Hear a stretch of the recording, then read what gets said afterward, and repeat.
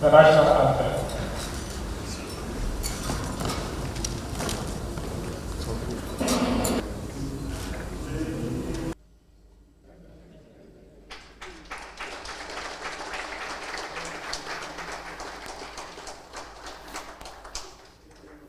The committee and the entire delegation gathered here, the entire Ogoni delegation gathered here today, I bring warm greetings from the four kingdoms of our land, Ghana, Gokana, Tai, and Ileme, and from Ogoni sons and daughters in the diaspora.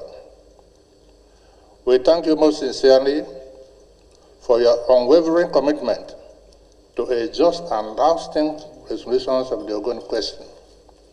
Your decision to play this delicate assignment under the direct stewardship of the National Security Advisor has proven both far-sighted and wise.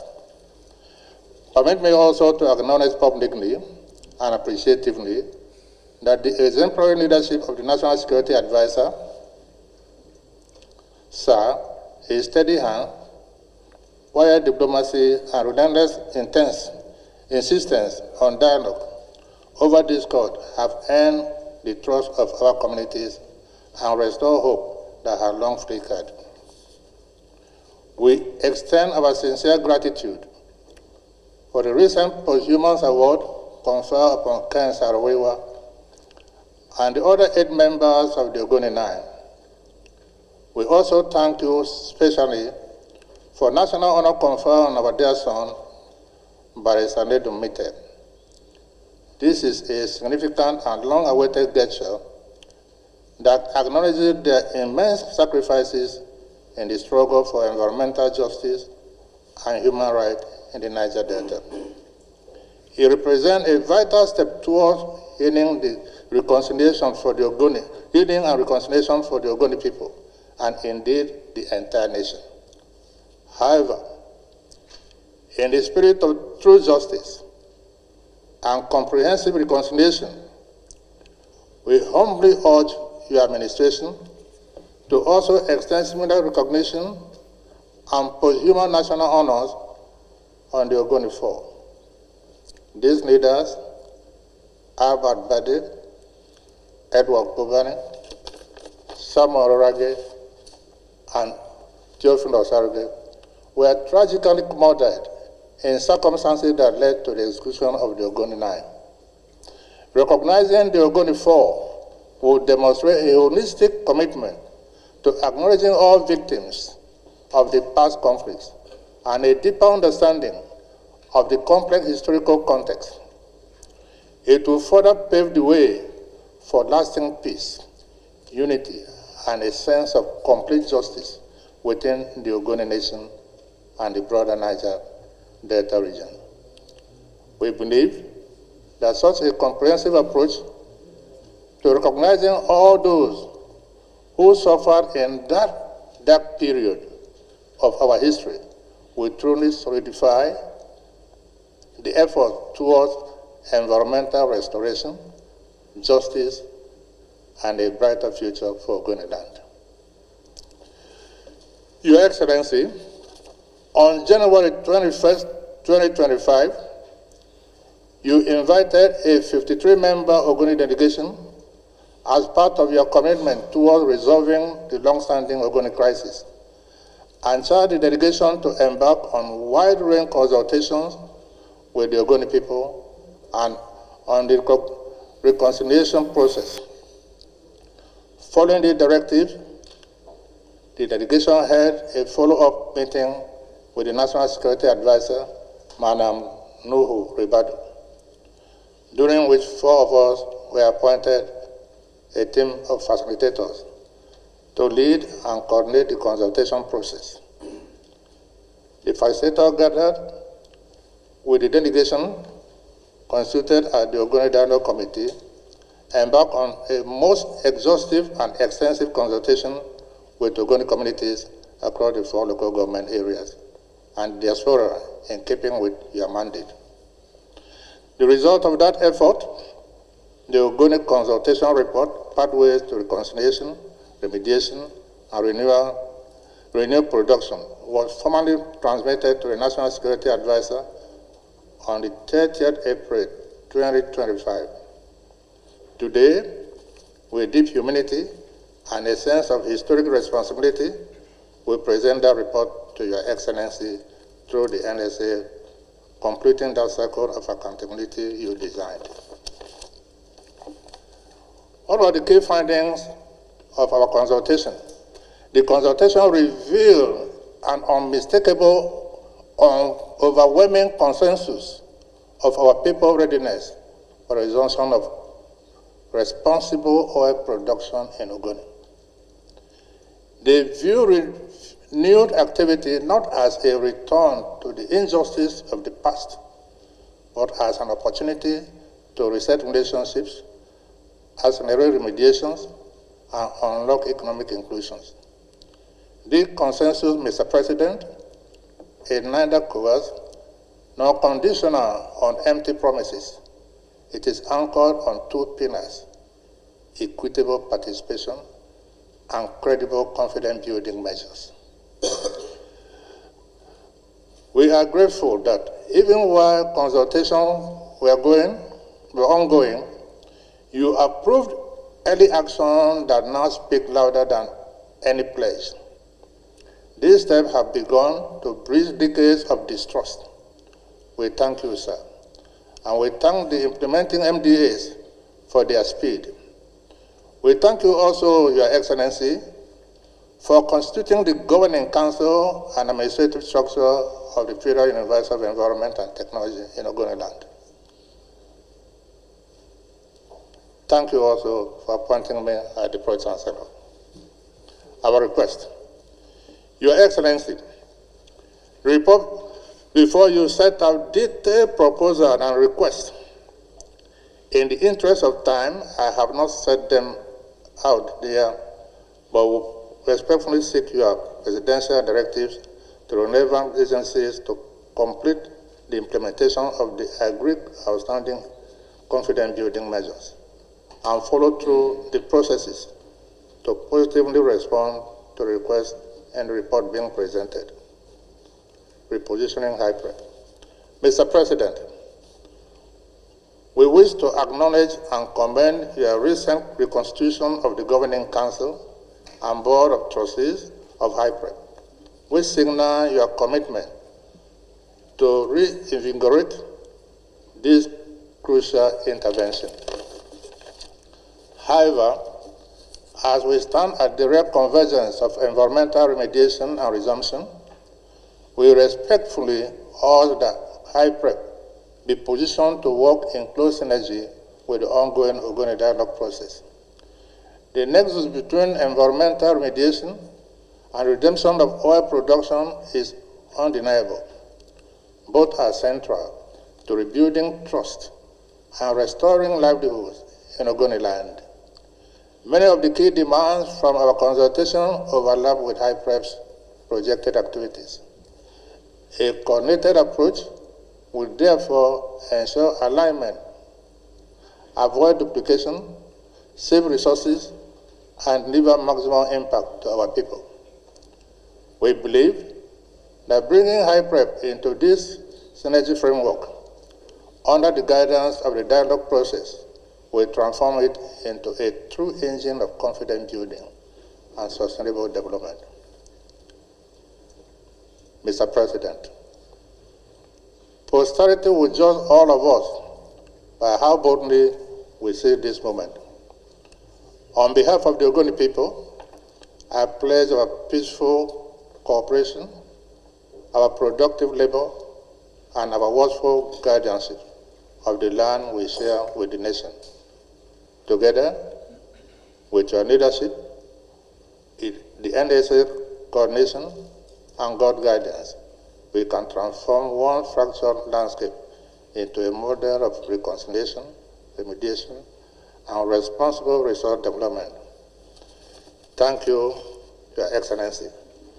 May God bless the Federal Republic of Nigeria and our beloved Ogoniland. And because you have given us a sense of belonging for the first time in our history, I pray that the good Lord will give you peace, unspeakable testimonies, unending love.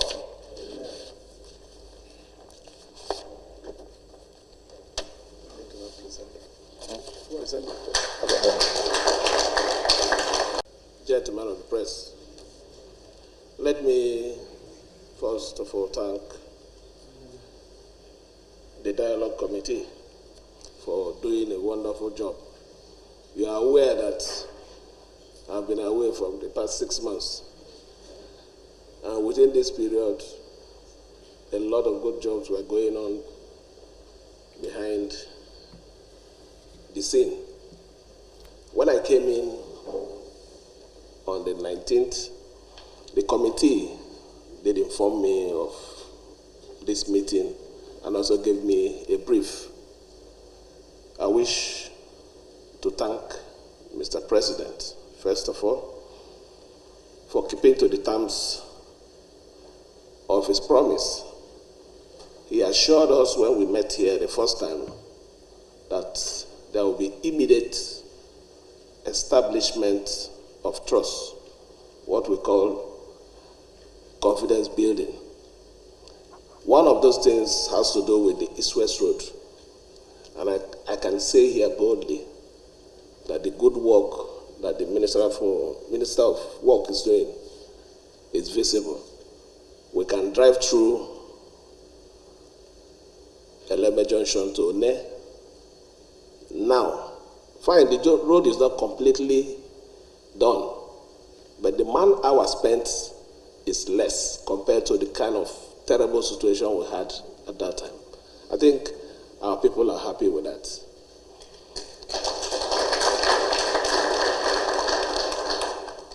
Before my sabbatical, we were already aware of the establishment of the Federal University of Environmental Technology. I went to the scene of the university, the site, and I'm happy that as of today, the campus is already established and work is gradually ongoing. So it's also another major. I'm also aware that the CFO for the establishment of the industrial park has already been issued. I believe very soon work will commence on that. We're also aware of the issue of employment, which is still also being treated. With all this, I believe that the Ogoni people, myself standing as the governor, we will work together to make sure that this impulse that have existed for many years will be resolved finally. There is every sign that this government is serious about resolving these issues, and I think we need to give them all the necessary opportunity and time to ensure that this problem is resolved once and for all. Let me thank the committee. I believe that the reason why I'm also speaking before Professor Badey is because he has a better information, like I said, since I've been away for a while, to give us here. But so far, let me thank Mr. President again, thank the Dialogue Committee, and assure everyone that we will do everything humanly possible to make sure that we succeed on this national assignment. Thank you. That I stand before you this afternoon on the occasion of the formal presentation of the report of the Ogoni Dialogue Committee, a milestone in our collective journey toward lasting peace, reconciliation, and development in Ogoniland. Let me begin by appreciating Your Excellency, Mr. President, for the clarity of vision and moral courage you demonstrated in entrusting this delicate but vital national task to an open, inclusive, and community-driven process. Your guidance and directive to this office to oversee the dialogue process. The Ogoni dialogue process set a tone of seriousness and sincerity which set us firmly on this path of progress. As Your Excellency could recall, following your historic meeting with a high-powered Ogoni delegation at the presidential villa, you directed that this office should assume responsibility for coordinating a structured and wide-ranging consultation process with the Ogoni people in conjunction with all relevant stakeholders. In compliance with that directive, we assembled a dialogue committee composed of representatives from the 4 Ogoni local government areas, traditional institutions, youth women groups, civil society, and diaspora voices. This approach was embarked on to ensure that no voice was excluded and no concern left unheard. Over the past few months, the committee under my supervision commenced unprecedented engagement across Ogoniland and beyond. I am pleased to report that the consultations span several communities and the headquarters of the 4 local governments. Key stakeholders, including youth, women, traditional rulers, and professional bodies were engaged directly throughout the process. Additionally, inputs from the diaspora were harvested through targeted virtual engagements. All through the process, tensions and divisions were carefully mediated, and a spirit of dialogue prevailed over confrontation, leading to a constructive and all-inclusive consultation process. This report, being formally presented to Your Excellency today, is the outcome of that intensive, methodical, and transparent engagement. Permit me, sir, to summarize 4 key takeaways from the report. First, the Ogoni people, while not forgetting past injustices, have reached a point of collective readiness to see the responsible resumption of oil production in Ogoniland, anchored on fairness, equity, environmental responsibility, and direct community benefit. Secondly, the Ogoni people are not merely asking for tokenism, but for structured participation through equity, development, funds, employment, and institutional safeguards. Furthermore, Your Excellency, there is all-round appreciation for ongoing confidence-building measures. It will be recalled that at the beginning of this dialogue process, Your Excellency graciously approved some early confidence-building steps to be undertaken to build needed trust. I am glad to confirm that the considerable process has been achieved in the actualization of these measures. These include the constitution of the Governing Council of the Federal University of Environment Technology, significant progress on the East-West Road, acquisition of land for industrial park, progress on processes for targeted employment, and assessment visits to some hospitals earmarked for renovation. And among others, these strides have sent strong signals of goodwill, and we are all grateful to Your Excellency. Also, there has been a call in unison to reposition the hydrocarbon pollution remediation project, HYPRED, given the convergence of environmental remediation and renewed operations. The report strongly recommends the repositioning of HYPRED in a manner that synchronizes with the dialogue process. Overall, Your Excellency, the dialogue process has rekindled hope in Ogoniland. It has turned the page on decades of silence and cynicism. But hope, as we know, is fragile, if not matched by sustained action. Therefore, the report proffered some progressive recommendations.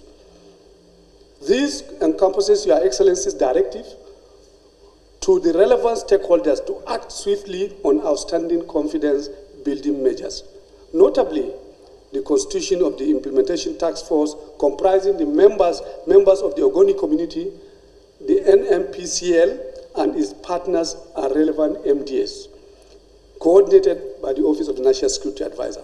The objective is to ensure timely follow-through and with a view to signing off a memorandum of understanding and acting swiftly on the outcomes.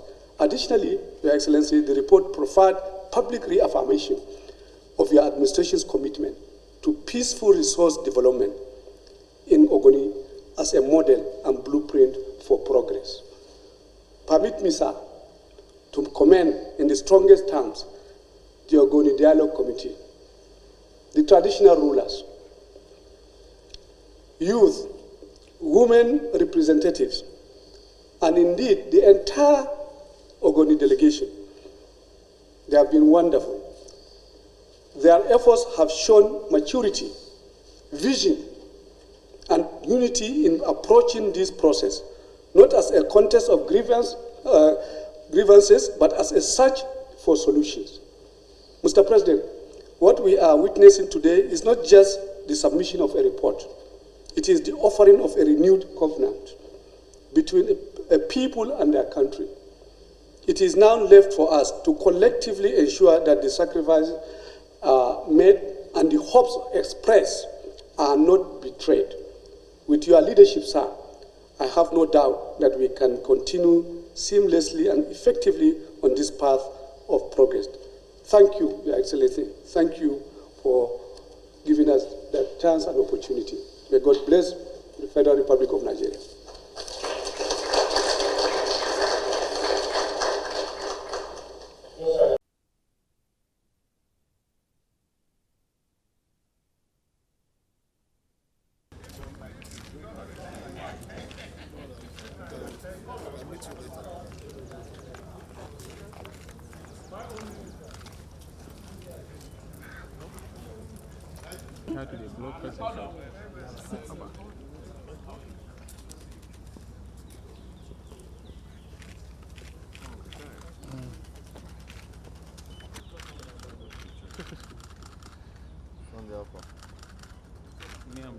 Well, good. Thank you, Excellency. Thank you.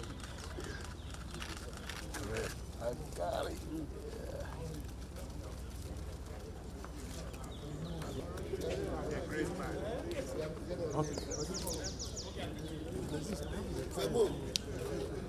I've been looking for you for a bit, but you were far off. Why not do this guy? Is it because the appointment? But I can tell you. Wait now, what did they talk about?